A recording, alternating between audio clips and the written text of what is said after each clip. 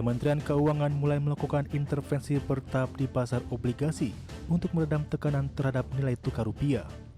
Langkah tersebut dilakukan melalui pembelian surat berharga negara secara rutin, guna menjaga stabilitas pasar keuangan dan menarik kembali minat investor asing.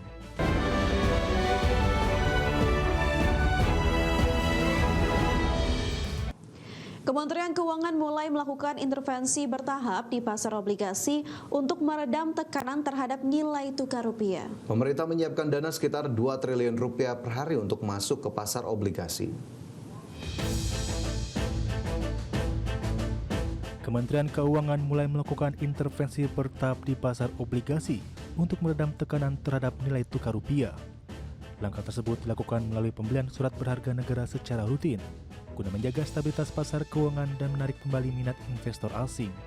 Menurut Menteri Keuangan Purbaya Yudi Sadewa, pemerintah menyiapkan dana sekitar 2 triliun rupiah per hari untuk masuk ke pasar obligasi. Dana tersebut berasal dari pengelolaan kas pemerintah yang dinilai masih cukup longgar, sehingga dapat diputar tanpa mengganggu kebutuhan anggaran negara. Purbaya meyakini stabilitas pasar obligasi menjadi kunci dalam menjaga arus modal asing tetap bertahan di dalam negeri. Kita udah masuk ke bond market bertahap ya. Asing juga udah masuk juga, jadi harusnya sih ke depan akan minggu-minggu ini akan lebih stabil. Saya akan masuk setiap hari. Pengen tahu aja lah. Saya minta masuk 2 triliun setiap hari. Purbaya memastikan langkah intervensi tersebut dapat dilakukan secara berkelanjutan. Pasalnya pemerintah masih memiliki cadangan kas cukup besar yang bisa dimanfaatkan sewaktu-waktu untuk menjaga stabilitas pasar. Dari Jakarta, Tim Liputan IDXNO. Pemerintah terus mengkaji penggunaan compressed natural gas atau CNG sebagai alternatif pengganti LPG tabung 3 kg. Saat ini uji coba CNG terus dilakukan di China dan Indonesia. Pemerintah terus mengkaji penggunaan compressed natural gas atau CNG sebagai alternatif pengganti LPG tabung 3 kg guna mengurangi ketergantungan impor energi. Oleh karena itu, uji coba akan terus dilakukan. Menteri SDM Bahlil Lahadalia menyebut uji coba untuk CNG ukuran 3 kg dilakukan di China dan Indonesia. Meski demikian, Bahlil mengakui uji coba CNG masih membutuhkan waktu untuk mendapatkan hasil seperti yang diinginkan. Pasalnya aspek teknis menjadi tantangan utama dalam uji coba CNG, karena tekanan gas CNG jauh lebih tinggi, yakni sekitar 200 hingga 250 bar. Nah, 3 kg ini daya tekanannya kan besar, 200 sampai 250 bar. Jadi ini harus dicek dulu, kalau sudah lolos uji baru bisa kita pengadaan massal. Ada 2, satu karena pabriknya itu ada di China, dan yang kedua adalah kita akan melakukan di Indonesia. CNG diklaim memiliki keunggulan karena seluruh bahan bakunya tersedia di dalam negeri, termasuk sumber gas alam yang melimpah. Pemerintah juga menemukan cadangan gas baru di Kalimantan Timur yang berpotensi dialokasikan untuk kebutuhan domestik. Tim Liputan IDXNO. Pemirsa, Dewan Energi Nasional mencatat indeks ketahanan energi Indonesia pada tahun 2025 berada pada skala 7,13 dan menempatkan Indonesia dalam kategori tahan.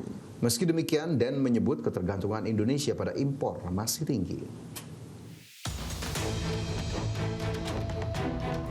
Dewan Energi Nasional mencatat indeks ketahanan energi Indonesia pada tahun 2025 berada pada skala 7,13. Angka ini menunjukkan peningkatan sebesar 0,39 poin dibandingkan tahun sebelumnya dan menempatkan Indonesia dalam kategori tahan. Capaian ini didorong oleh 4 aspek utama, yakni ketersediaan pasok, keterjangkauan infrastruktur, keterjangkauan harga, dan aspek lingkungan. Meski demikian, anggota pemangku kepentingan Dewan Energi Nasional Satya Widya Yuda menyebut ketergantungan Indonesia pada impor masih tinggi. Saat ini Indonesia masih mengimpor sekitar 38% minyak mentah dan 80% LPG. Selain itu, penurunan produksi minyak bumi domestik dan terbatasnya cadangan penyangga energi nasional menjadi kerentanan serius di tengah dinamika geopolitik global.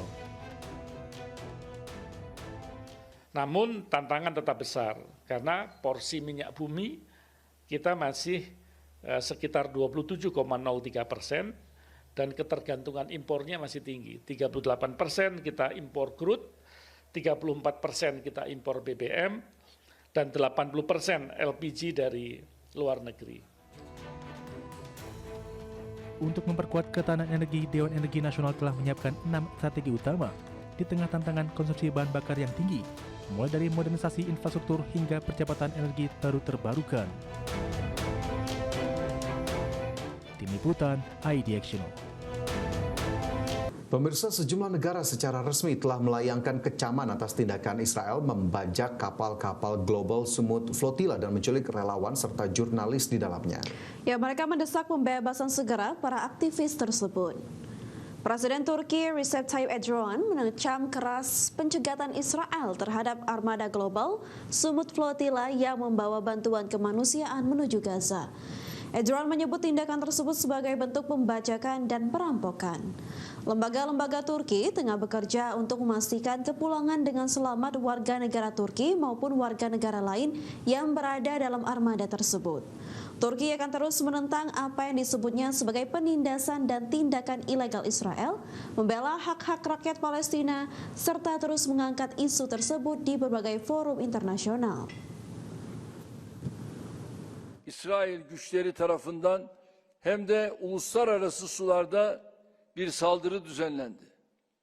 40 farklı ülkenin vatandaşından oluşan Sumut filosunun umut yolcularına yönelik bu korsanlığı ve haydutluğu en sert şekilde lanetliyorum.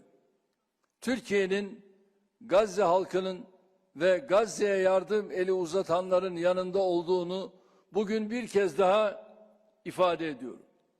İsrail'in saldırıları, uluslararası toplumun adalet arayışını ve Filistin halkıyla dayanışmasını asla engelleyemeyecektir. Filoda bulunan vatandaşlarımızın güvenli şekilde ülkemize dönmeleri için gerekli girişimlerde bulunuyoruz. İsrail'in hukuk ve kural tanımaz. Pemerintah memastikan pelemahan rupiah saat ini masih sejalan dengan pelemahan berbagai mata uang dunia akibat tekanan situasi global yang tak menentu.